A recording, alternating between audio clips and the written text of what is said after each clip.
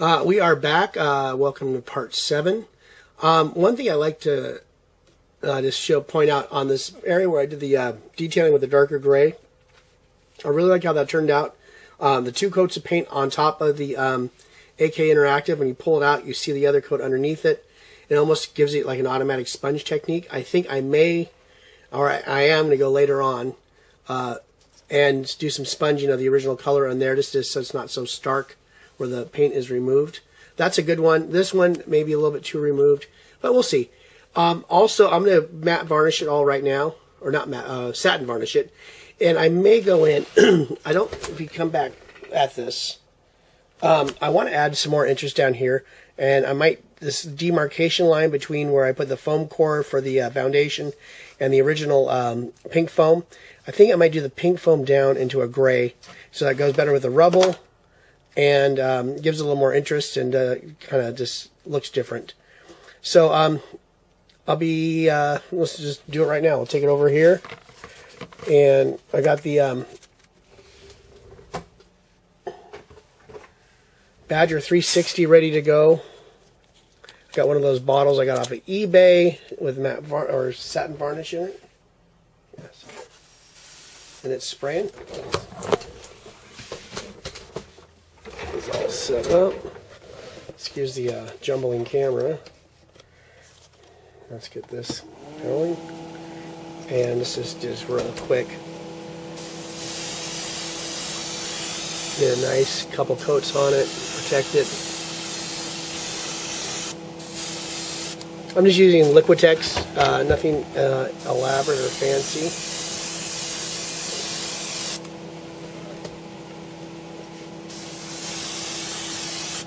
And this gives you a nice wide spray of these 360s, so it covers everything real fast.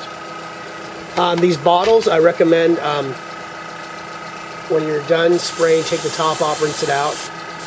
I had the other top on this clog on me, but the straw stayed, those little disposable straws you use, no, not a problem. I think it's still clean, ready to use, but the tops got filled up. And obviously, this stuff kind of gets bluey after it dries, especially when it's thick like this. And it's staying in there pretty nicely. So that's it for right now. We'll be back soon. Thanks. Hey, I'm back. I decided I got the satin varnish on like you saw before. I'm going to get this darker on these bottom parts of these foundation separations.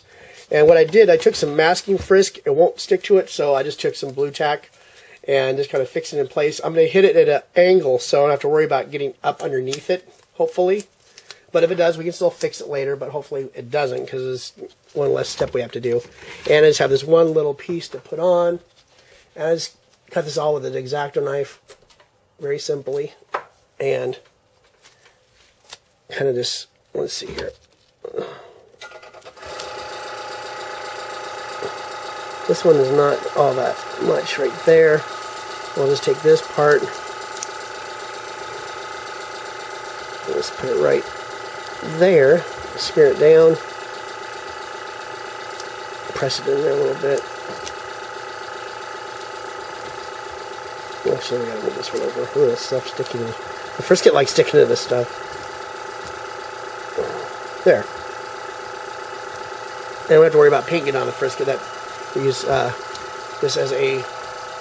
I was going to use pure blue tack, but it would take forever to get it all thinned out and sculpted in. This will give us a nice little cleaner edges. And I'm just grabbing the Renegade Velocity.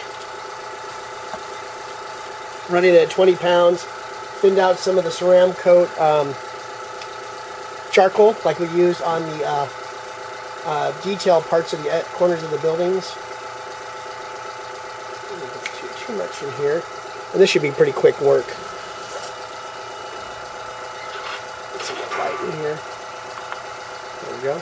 Let's test it out. If it's atomizing right.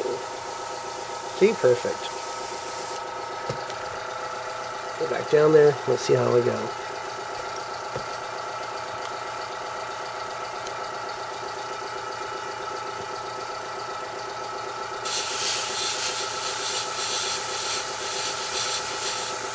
We'll keep the angle down so we don't get that nice clean edge. And then we're going to go and do the same thing we did with the building too. We're going to use this darker stuff and just to give a nice shadow, and we're going to go over it with a lighter gray. I might just tone this one down with another lighter Ceramcoat color, or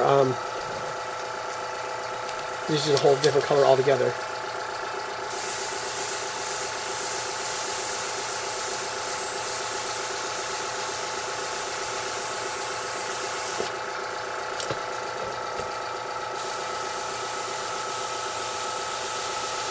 I think this will look better.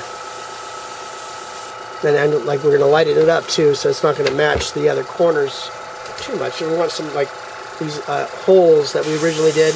Those are going to be the dark colors, the recesses.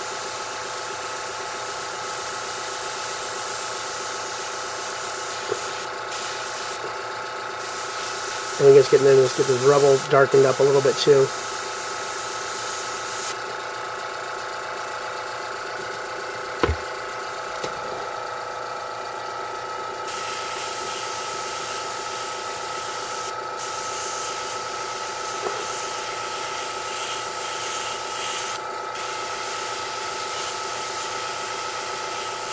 Be very easy work.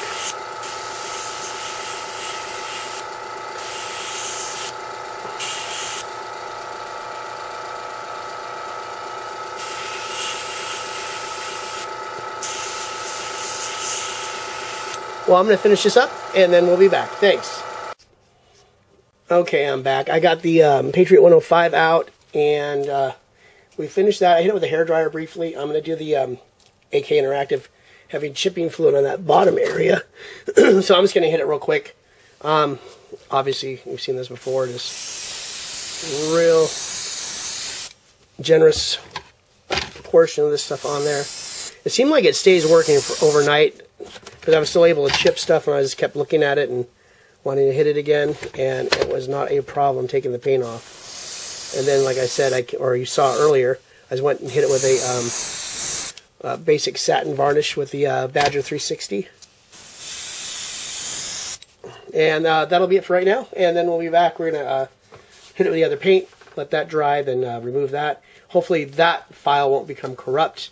Also, I just reformatted the whole memory card that I transferred between my camera and my computer, so hopefully that might help a little bit. So that's it for right now. Thank you for joining me. Okay, I'm back real quick again. Now we have the AK Interactive stuff dried, and I just hit it with a hairdryer a little bit, and it's going to come in with this. This is the rain gray like we used originally on the corners of the buildings, but it was way too light. So this will change it up a little bit. Bring down the shade and make this more look like a concrete. And we're going to later on go on and weather it too, and put some weathering powders and make it look dirty. But this will kind of neat little effect with the go in there and remove this paint and show those dark areas. So it looks like we have a little pool of the AK Interactive didn't dry yet. That'll be okay.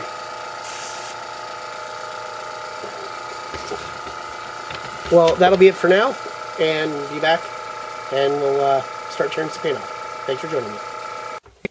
Okay, and let's let the fun begin on the foundation now. We'll go in there and wet it in certain spots.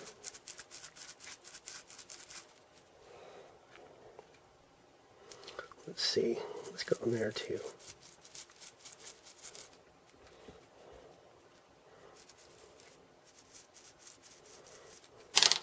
Take a stiff brush.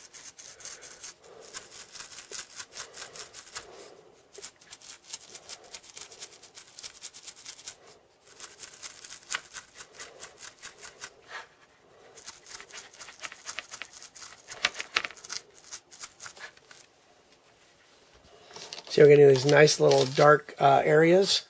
Let's get this nice and soaked. See, that paint just really just wants to come off.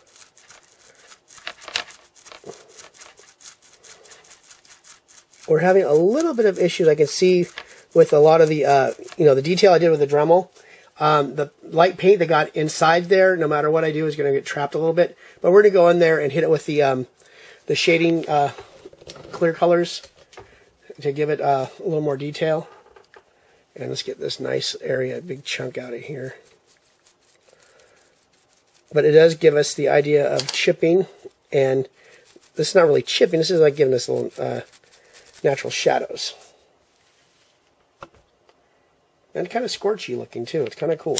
You know, I'm experimenting while I do this. I'm not a professional terrain maker. I have sold a piece, but I don't do this for commissions. I don't think I ever will.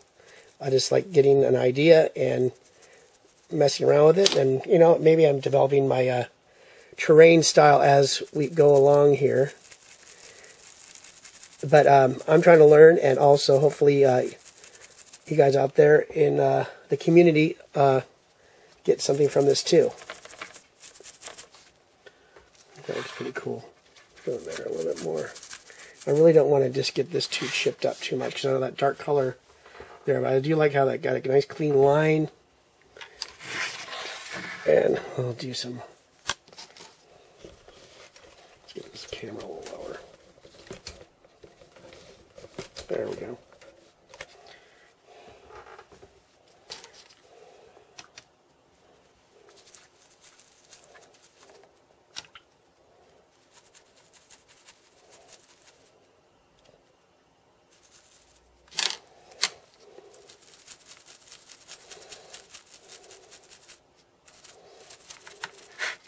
Let's get that corner too, that looks good.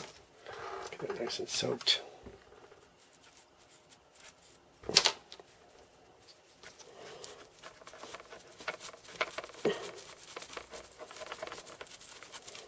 That's kind of where I got my, use my old shirt, dry that off. I don't have too much water on there. There.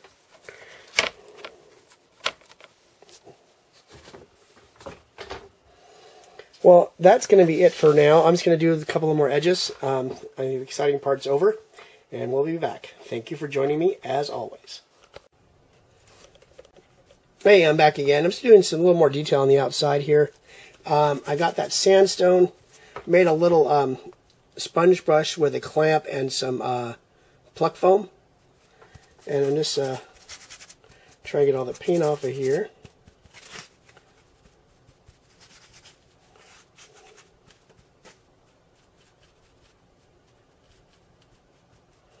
Now, let's see how that works. Yeah, because that's too stark, those areas. That looks a little more realistic. And then these areas, remember we got, this is a coat of paint on top of that. I don't know if I like that though. Let's do it lightly. And it'll kind of ding that up a little bit. There we go. I just think something simple like that just kind of helps it a little bit. Not so stark. And because we have like it is two coats of paint on this, so especially when these red areas are, or the you know, the original brick material or whatever this is made out of showing through, it looks a little bit more realistic. Let's see, we got this corner piece here. And then let's get in here that's still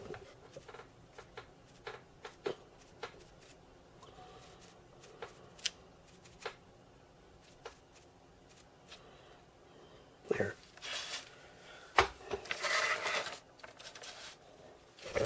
Let's see what we got going on here.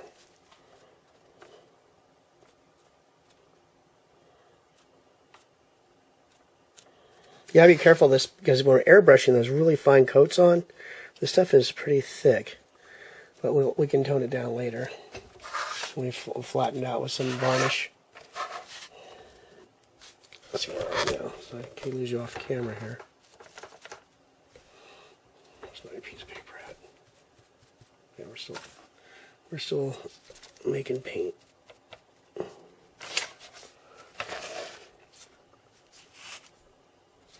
Let's